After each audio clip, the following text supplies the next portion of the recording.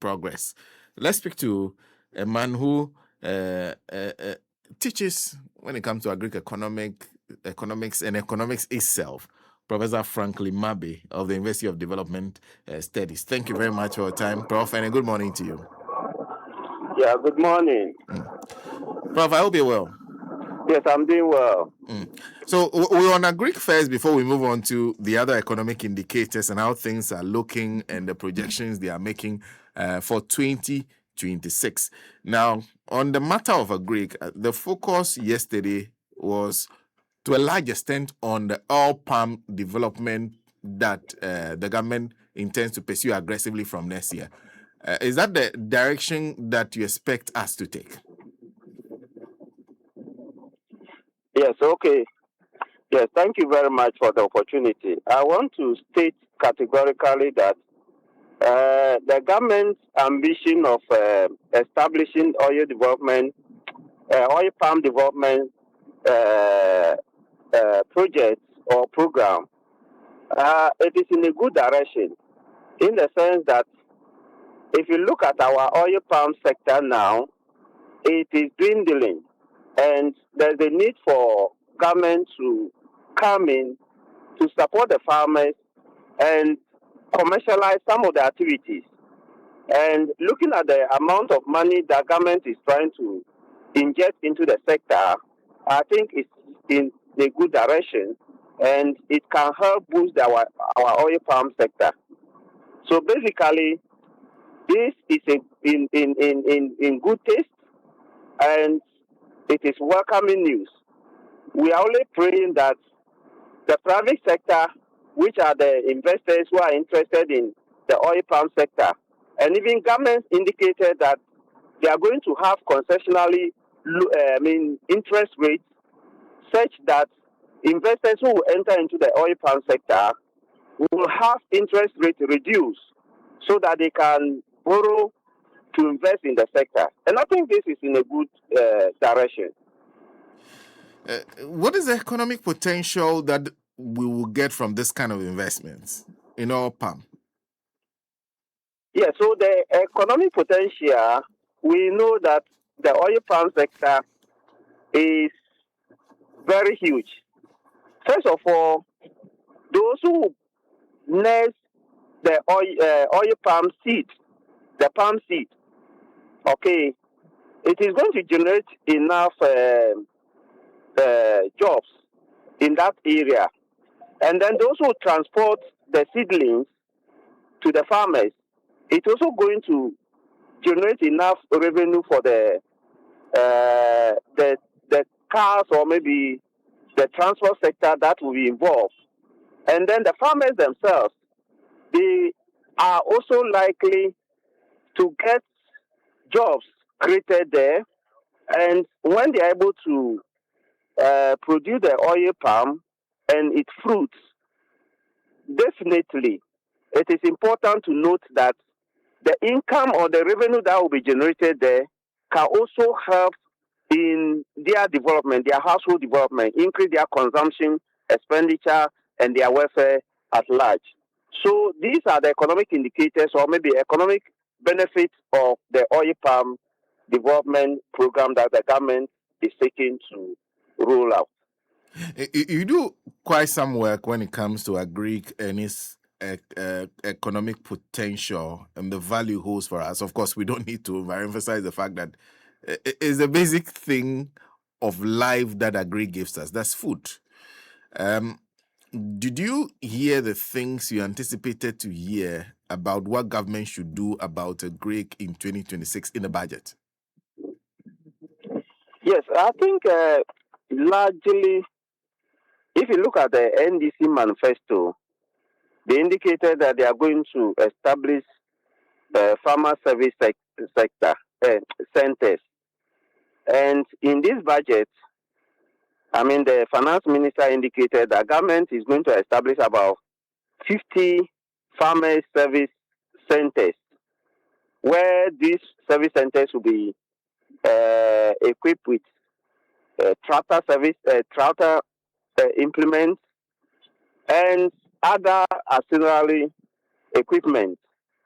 For instance, the government indicated that they are going to establish these 50 tractor service centers, and they are going to buy about 600 tractors and trailers, uh, tractor, drillers, and so many other implements to complement the activities of the centers. So it is important to note that these are key to our cultural development, because if you look at in the north, it is becoming difficult to get labor, and since it's becoming difficult to get labor, and manual labor cannot revolutionize our culture sector. So the tractor services or the mechanization centers are are going to boost the agriculture sector, because it will make things easier in terms of plowing of the land, in terms of uh, carrying agriculture activities, and in terms of, let's say, for instance, if you look at the rice sector, usually when it is ready for them to harvest, it becomes very difficult. And if the farmers don't harvest early enough, they are likely to lose their rice because of bushfires. So these tractor or mechanization centers are key to agricultural development. Secondly, I think government also indicated that, especially the Feed Ghana program. And in the Feed Ghana program, government indicated that they are going to distribute over 13,000, no, not 13,000, 13 million metric tons of fertilizer. And this is good, because if you look at the agriculture sector, the lands are becoming degraded, infertile, and it is key for any government to rather find means and ways of improving the soil fertility. And fertilizer is key in improving the soil fertility and increasing agricultural productivity. So some of the indicators, or maybe some of the programs that the government indicated that they want to roll out, they are good in revolutionizing our agriculture sector. But what I have realized is that the interventions in uh,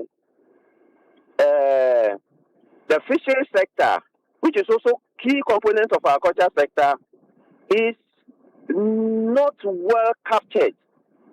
So you cannot pinpoint key intervention that government is trying to introduce in the fishery sector.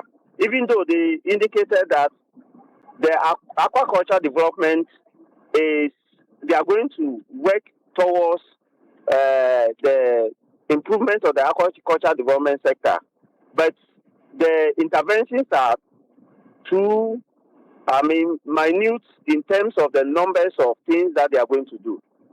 So my problem is the fishery sector, and fishery sector is key to aquaculture development. If you look at the fishery growth in the last 12 months, it has been uh,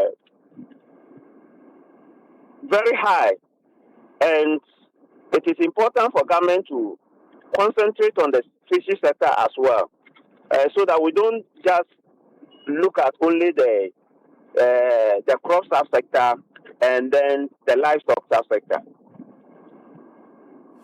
Well, now let me bring you to the economic targets we're setting for ourselves. I realize the minister was talking about GDP growth of at least 4.8%. End of year inflation, 8% plus or minus 2. He intends to focus more on expanding the tax net, does not intend to overburden existing taxpayers. A primary surplus of 1.5%. The tax revenue is looking at 268.1 billion. That is plus grants, among others. are this the targets that they're setting for themselves, are they realistic? Yes, I think the targets are realistic because the inflation target that they are targeting, that is, they are targeting to the inflation to I think 8.2 or 8.8%. But currently, our inflation is around 8%, and they are being very magnanimous in terms of the setting of the inflation target. And looking at the economic recovery in the sub-region, the sub-Saharan Africa, it is important to note that things are looking good, and it is looking at the performance of the government. I think that these are realistic targets, and governments can achieve it. They may not. It is the revenue targets that I have some skepticism, because looking at the fact that the government is abolishing the COVID-19 levy, and then is trying to, rationalize the VAT, the revenue targets might not be, I mean, easy achieving. But I think largely the target they set themselves to achieve are realistic. So the revenue part that you are not so sure about, because is it because you don't see any new tax handle that will bring in more money? Exactly. I'm not seeing any new tax handle that will bring more money. But maybe in the mid-year budget review, when they study the system and they realize how the economy is moving, maybe they may bring some new tax handle that will bring the revenue, generate more revenue for us. But it is also important to note that sometimes, since they are going to revise the VAT, maybe people will be more compliant, and then will pay the VAT. And if they are able to do that, and they are able to block all the leakages, I think they can also achieve the revenue target. So the only thing is that they need to work hard to block the leakages, and then make sure that the all the tax they are supposed to collect, especially at the port, they are able to do that. And also, I'm also very happy with the finance minister announcement that they are going to use AI to be able to uh, inspect the containers and be able to classify the goods appropriately, so that the appropriate tax can be applied. Because we know that at the port, some people, I mean, those who are doing the inspection, they misclassify goods, and then people underpay the actual tax that they are supposed to pay. For you, what were the highlights for you? Yes, so the highlights, yes, of the budget for me would be the abolition of the COVID-19 levy. The highlight for me will also be, or is also the government intention of completing 10 Agenda 11 hospitals. The highlight for me is also the fact that government is making a lot of money to invest in the oil palm sector. The highlight for me, I think, is also about the fact that government is trying to work hard to make sure that the budget deficit is going down. And these are key. And we expect government to leave no stone unturned to be able to achieve these targets. So these are and also there's tractor or maybe mechanization centers that government is trying to set up. It should try as much as possible to make sure that it materialize. And if he is able to do this, at least agriculture sector will generate enough employment, and food inflation will come down. And as soon as food inflation comes down, the economy will rebound back, and then the benefit will be for all Ghanaians to enjoy. I see. Why were you excited about the removal of the COVID-19 levy? Of course, because you were just talking about the impact it will have on revenue. Yes, I'm excited because it will give the businesses some leverage, so that sometimes when you import cars, okay, or you import a car, a friend of mine imported his car, this Honda, uh, Honda's CRV. CRV, yes, Okay. Honda's CRV. Okay. And the COVID-19 levy alone was over 5,000 Ghana cedis. And if we are paying this amount of money to government, even though government is going to get revenue from it, but we are all crying, and at the long run, the businesses are in distress because they are paying these huge sums of money to government.